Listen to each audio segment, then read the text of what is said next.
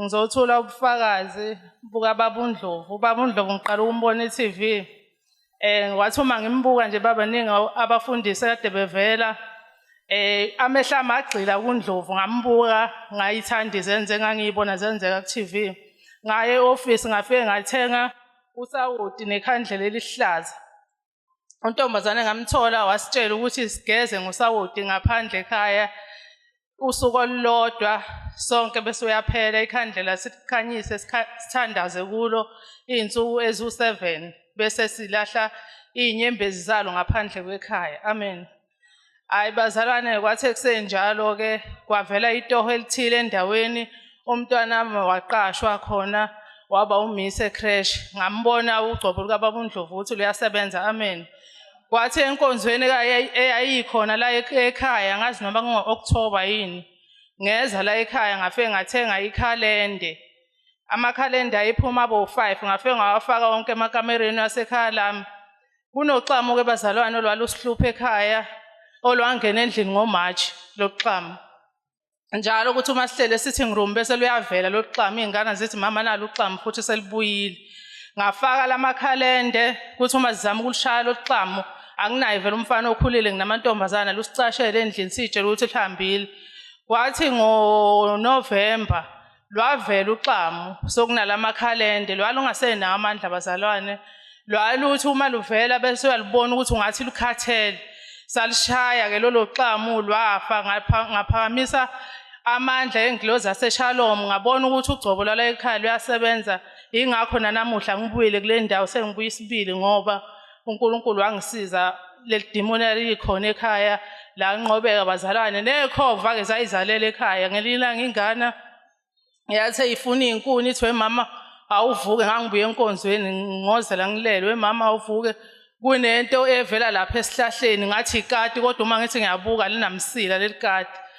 Uma ngibiza abafana abadlula ngendlela ngicela ngibukisa nalo ikati eliphezulu uthi umfana kulona ikati lelisikhova. Selokhu ngafaka ikhalende nalezo ikhova zahamba bazalwane. Into eyayingikhuba kakhulu uxamo lwaluhlala endlini ukuthi uma sihleli lulokhu luvela lusibuka. Ngiyacanga ukuthi lwalusilalela. Ngiyabonga ingilozi la ekhaya ingisizile egameni likaJesu. Amen. Ngizobonga uNkulunkulu nami ngogcobo laseShalom. Ngelinye ilanga nami ngeke ngahamba kakhulu la ekhaya ngihlaselekile ngigula. Wangisiza uNkulunkulu ukuthi nami ngikwazi ukuphila. Ukuphila kwami ngathi mangalandelela nje ngangihambela kakhulu eManguze singakabi neoffice eMbazwane. Ngifike kusisi ngimcele sisi nginenkinga ngiyagula. Usisi asithandaze eManguze office.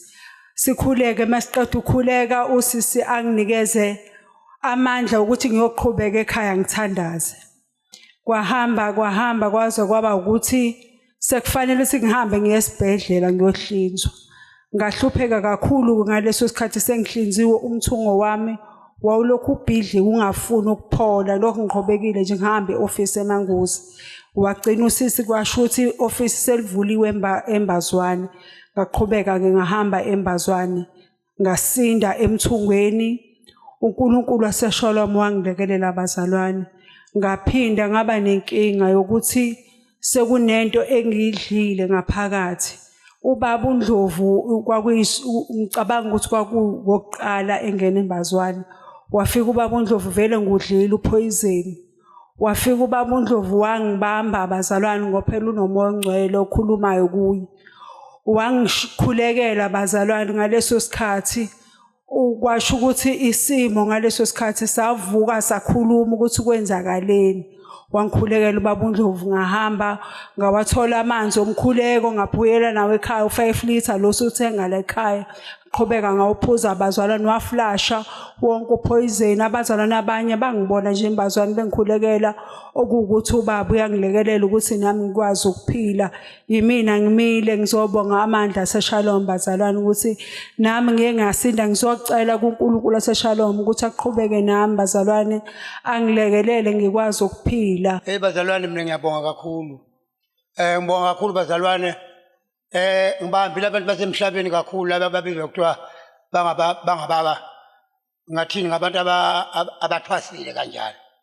afika athi umuntu ngizothatha kanje ngaphelela imali iphepha ngikhohlwe ekhaya kodwa nginayo imvume yokuliphatha la ngihambile kakhulu bafowethu nginale passport yaseSwazini kodwa ngathatha umuntu oyedwa nje wangiletha la ngicabanga ubaba abathi afike emsiyana angenamali kodwa ngaqina ngiphumile ngaya ekhaya ngalala ngalo bengalali nabazalwane lapha ekhaya bengalali lapha ezothayela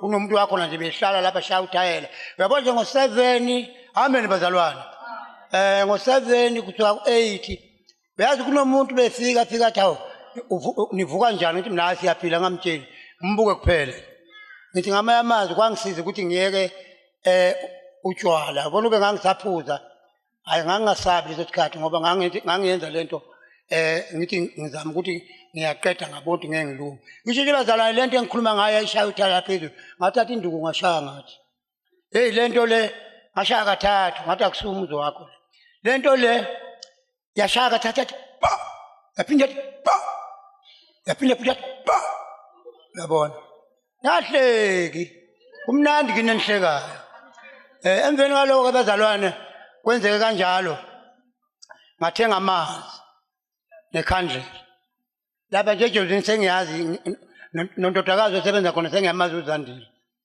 angifuni ukuhlala ngenayo product ongenani ngamane ngidayisa inkukhu ekhaya uma ngena isona sibhamu sami le amen bazalwane ngiphilela ngehlathi ngiyagawula umuntu mafika ngithathe lo thupho lo uyabona angisenabo ke mina abazali ubaba kasekho umama kasekho nomalume futhi abasekho engishilo eqinisweni lonke ngiyabonga ukuthi ngingene esontweni uba ngingena ngesontweni hleze ngathi khuluma njengomuntu osejele ngikuthi lento yaphuma yahamba ngithathe ngisebenza usawuthi wakababa la ekhaya nekhandlela ngangiyiguba njenganazi njengale pholi le ngiyigqoba iphuma kanti mangivuka ekuseni ngipapa mama ngathi bengiguba umfana womlungu lapha ngaphe ngajabula khona lapha number 2 number 3 ngathenga amanzi la ngathenga amanzi khona la lejo ziniphezulu bengivama ukuthenga lamancane ngathenga lamakhulu ngahamba ngalendlela abangitshela ngayo kunento bengibhloka la sifuba yaphela nje ngatshela nayo insizwe ngihamba nayo yakamini amen bazalwane